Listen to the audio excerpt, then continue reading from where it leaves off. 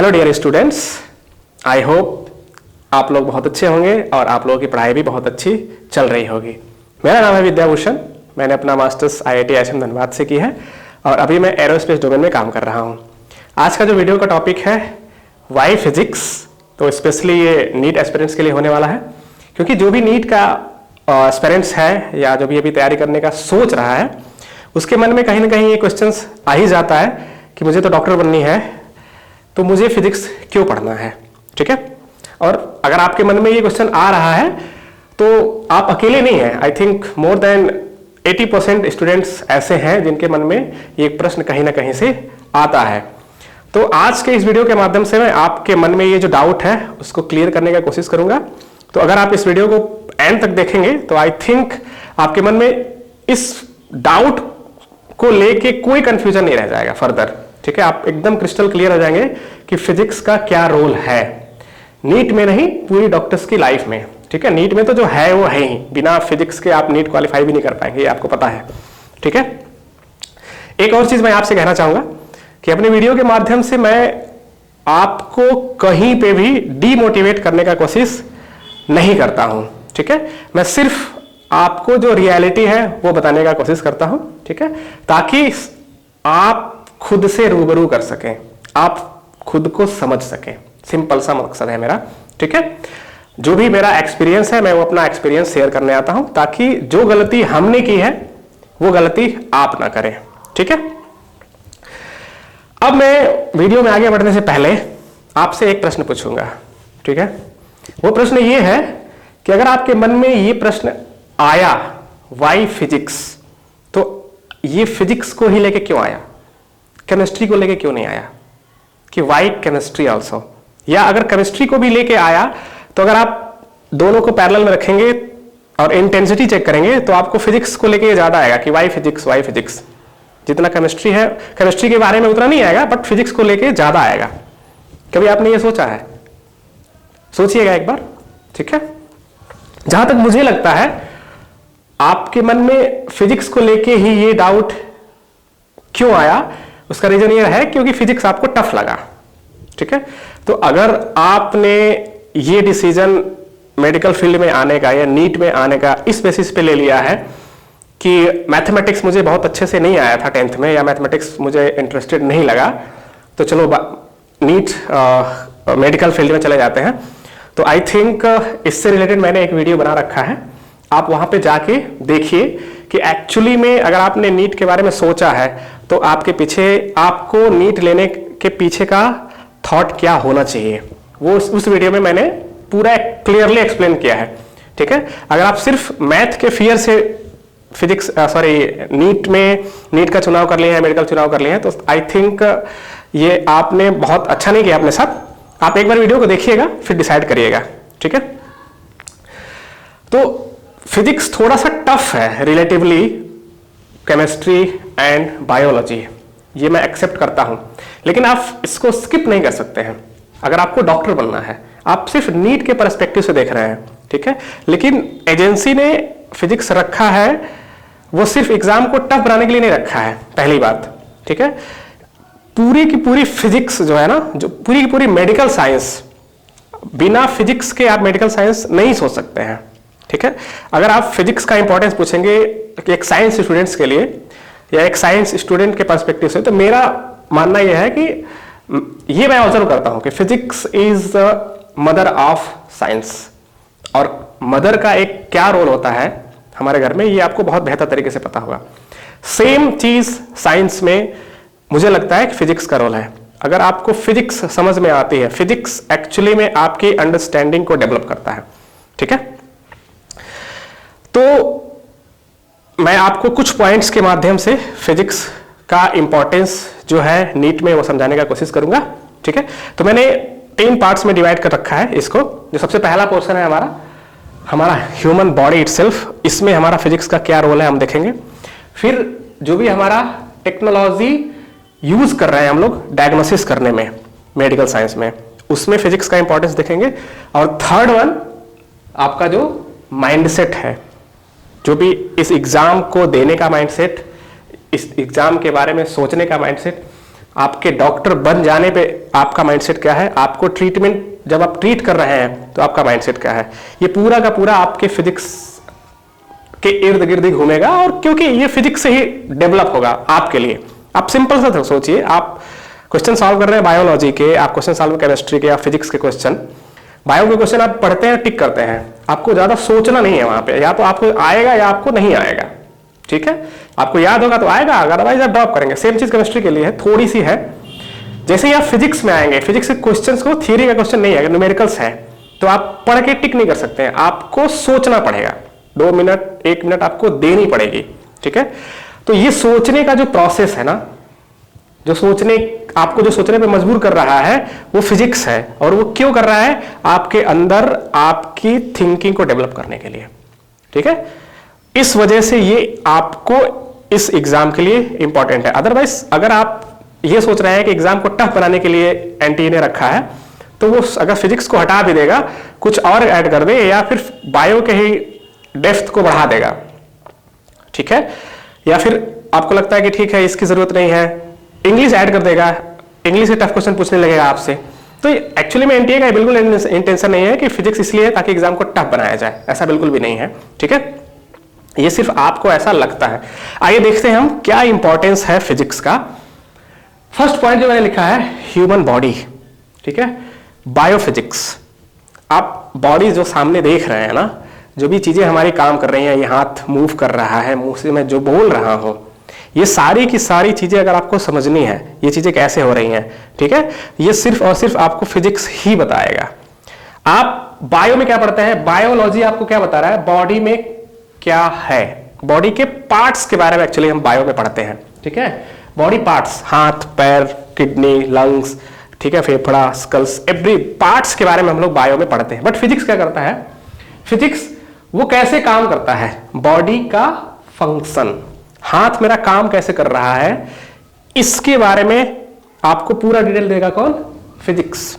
कैसे, एग्जांपल देखिए आप, एग्जांपल में आईज, हमारी जो आंखें हैं।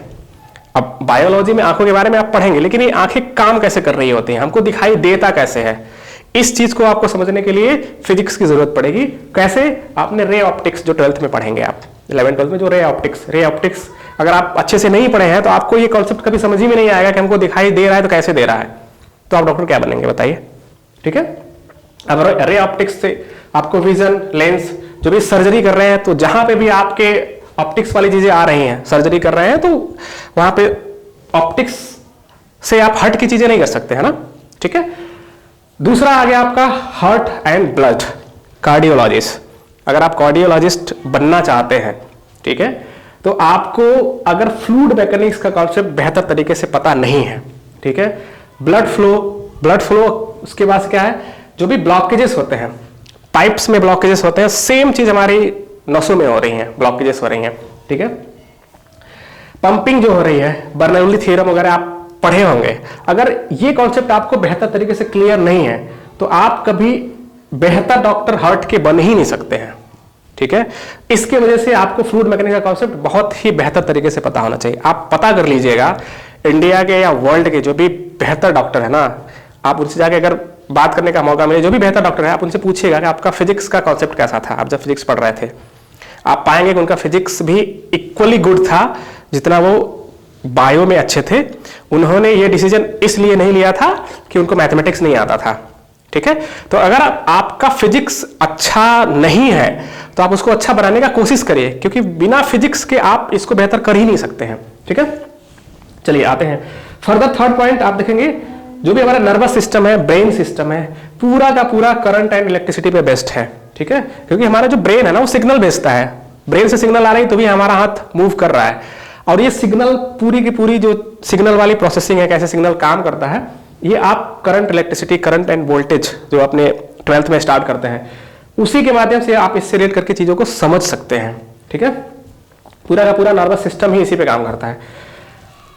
Joints and bones and muscles also, ये पूरी की पूरी हमारी किस पे काम करती है, मैकेनिक्स पे। Force, torque, equilibrium. आपके पास कोई भी फ्रैक्चर का पेशेंट आएगा ना, अगर आपको ये पता नहीं रहेगा ना कि आप टॉर्क या इक्विलिब्रियम की चीजें अच्छे से अगर कॉन्सेप्ट आपको नहीं पता है, क्योंकि अब फ्रैक्चर कहाँ से हुआ ये आपको नहीं पता है, पेशेंट आपके पास आएगा, लेकिन उसको एडजस्ट कैसे करना है, उसको फिट कैसे करना है, तो इसके लिए आपको इन सारी चीजों की वहां पे जरूरत पड़ेगी। ठीक है, ईयर्स, साउंड वेव, ठीक है। इसके साथ, इसके अलावा हमारी बॉडी में आप थर्मोडायनामिक्स का यूज आप देखते हैं, हमारी बॉडी फीवर हो जाता है हमको, ठीक है, हीट वेव लग जाते हैं।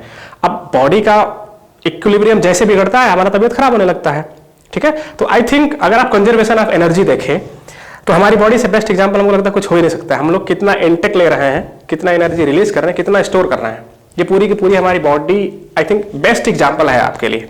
ठीक है, इसके साथ, इसके अलावा भी अगर मैं आपसे पूछूं, अगर आप डॉक्टर को ऑब्जर्व करते होंगे तो डॉक्टर के जो गले में स्टेथोस्कोप है, आप बताइए उसमें फिजिक्स के अलावा आपका बायोलॉजी का कोई रोल है? आप खुद सोचिए, आई थिंक नहीं है, वो पूरे की पूरी फिजिक्स पे ही चल रही है। ठीक है, साउंड वेव्स के माध्यम से हम उस पर, हम अपने हार्ट के बारे में, उसकी क्या एम्पलीट्यूड है, जो हमारा पंपिंग हो रहा है, उसको हम मेजर करने का कोशिश करते हैं। ठीक है, तो ये हो गया हमारा फर्स्ट सेगमेंट। सेकेंड सेगमेंट है जो भी हम लोग टेक्नोलॉजी यूज कर रहे हैं डायग्नोसिस करने में। ठीक है, एक्सरे एंड सिटी स्कैन। अगर आप एक्सरे और सिटी स्कैन को देखेंगे कि किस प्रिंसिपल पे काम कर रहा होता है, तो ये हाई एनर्जी इलेक्ट्रोमैग्नेटिक वेव के कॉन्सेप्ट पे काम कर रहा होता है। ठीक है, MRI, magnetism and radio waves, हमको क्या करना है, अपने टिश्यू को स्कैन करना होता है। ठीक है, तो पूरा का पूरा एमआरआई अपना मैग्नेटिज्म पे काम करता है। 12th में आप लोग पढ़ते हैं इलेक्ट्रिसिटी एंड मैग्नेटिज्म में। फिर अल्ट्रासाउंड्स पूरा साउंड वेव पे काम कर रहा है। ठीक है, साउंड वेव आप डॉपलर्स इफेक्ट वगैरह फिजिक्स पे पढ़े होंगे। ठीक है, to hear your heart beats और किडनी स्टोन्स। ठीक है, रेडियोथेरेपी, रेडियोथेरेपी कैंसर के ट्रीटमेंट में यूज करते हैं हम लोग। ठीक है, रेडिएशन के माध्यम से हम लोग इसका ट्रीटमेंट करते हैं, हमारा न्यूक्लियर फिजिक्स में आता है। ठीक है, तो एक्चुअली में क्या कर रहे होते हैं हम लोग, इसमें हमारा जो भी जहां पे भी हमको कैंसर आइडेंटिफाई किया है ना, तो उसका टारगेट एरिया हमको मेजर करना रहता है। टारगेट एरिया मेजर करने के बाद हम कैलकुलेट करते हैं कि हम किस इंटेंसिटी का ये वेव्स ट्रांसफर करें। ये हम लोग लेजर से आप आजकल ऑपरेशन हो रहा है, तो अगर आपको ये नहीं पता रहेगा कि ना किस इंटेंसिटी का हम लेजर यूज करें, कितनी इंटेंसिटी रखें ताकि हम अपनी प्रॉब्लम्स को क्योर कर सके। इवन हम भी वहीं पे रहेंगे एज अ डॉक्टर, तो हमको अपने आप को भी बचाना है, तो आपको ये पूरी की पूरी मैकेनिज्म समझ आनी चाहिए कि कितनी इंटेंसिटी हेल्पफुल होगी, कितना हमारे लिए एडवांटेज हमको काम करेगा और कितना बॉडी को नुकसान करने लगेगा। ठीक है, अब बात आती है कि सर ये सारी मशीनें हैं तो हमको क्यों इनके बारे में पढ़ना, कि हमको इनके बारे में क्यों जानना है? तो आपके पास जो रिपोर्ट्स आएंगे आपको उन रिपोर्ट को देखना है ना। तो अगर आपको ये पता ही नहीं होगा कि ये किस प्रिंसिपल पे काम कर रहा है, तो क्या उस रिपोर्ट को आप एनालिसिस कर सकते हैं? अगर मैं अपने एरोस्पेस डोमेन का आपको रिपोर्ट दे दूं तो क्या आप उसको पढ़ के समझ सकते हैं? नहीं समझ पाएंगे, क्योंकि आपको प्रिंसिपल नहीं पता है कि वो जो भी रिपोर्ट है वो किस प्रिंसिपल पे, जो भी जहां से भी वो आया है वो किस प्रिंसिपल पे काम कर रहा होता है। ठीक है, तो ये आपको जानना बेहद जरूरी है, तभी आप एक बेस्ट मेजर ले सकते हैं।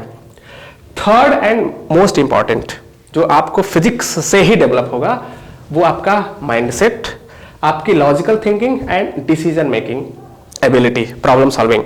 जब भी आप आईसीयू में होंगे ना, आपका पेशेंट वेंटिलेटर पे लेटा होगा, अब वहां पे आपके पास इतना टाइम नहीं रहेगा कि आप बैठ के कुछ सोचे क्या करना है, कैसे करना है। आपको जो भी करना है ना इमीडिएटली तुरंत करना है। अब आप नीट के एग्जाम में बैठे हैं, आपको जैसे फिजिक्स का प्रॉब्लम आता है ना, आपको 1-2 मिनट के लिए सोचना पड़ता है। ये चीज अभी नेट के एग्जाम में आपको सोचने पे मजबूर कर रही है, वो चीज आपको काम कहां पे करेगी? यहां करेगी आपका जब आप इमरजेंसी में होंगे या आप आईसीयू में होंगे। तो जो ये पूरा का पूरा फिजिक्स है ना, ये आपके माइंडसेट, आपकी लॉजिकल थिंकिंग को चेंज करता है, आपकी लॉजिकल थिंकिंग को डेवलप करता है। ठीक है, इस वजह से फिजिक्स बहुत ही इंपॉर्टेंट है, आप इसको स्किप नहीं कर सकते हैं। अगर आपको फिर भी पता करना है कि इसका इंपॉर्टेंस क्या है, तो मैंने कुछ बुक्स लिख रखे हैं जो कि एमबीबीएस में यूज करते होते हैं। ठीक है, आप अगर ये बुक देखेंगे ना, रिव्यू ऑफ मेडिकल फिजियोलॉजी, जो फर्स्ट ईयर में यूज होता है, आप पाएंगे ना इसमें जो भी हमारी बॉडी के जो पार्ट्स है ना, चाहे वो हार्ट हो गया, हमारी किडनी हो गई, ठीक है, लंग्स हो गया, हमारा जो ब्रेन हो गया, नर्वस सिस्टम, वो कैसे फंक्शन करता है, जो मैंने आपको यहाँ पे बताया, उस फंक्शन करने का पूरा मैकेनिज्म आपको इसमें पढ़ना है। अब वो किस प्रिंसिपल पे काम करता है, बर्नौली प्रिंसिपल, ये आपको इसमें नहीं पढ़ाया जाएगा, ये एज्यूम किया जाएगा कि आपको बर्नौली प्रिंसिपल आता है, ठीक है, इसके बेसिस पे वो फंक्शन कैसे करता है वो आप यहाँ पे पढ़ेंगे। इसके अलावा भी मैंने 2 बुक और लिख रखे हैं, आप जाके देख लीजिएगा, 3rd ईयर में है, रेडियोलॉजी फाइनल ईयर में आता है, पूरा का पूरा मॉडर्न फिजिक्स पे चलता है।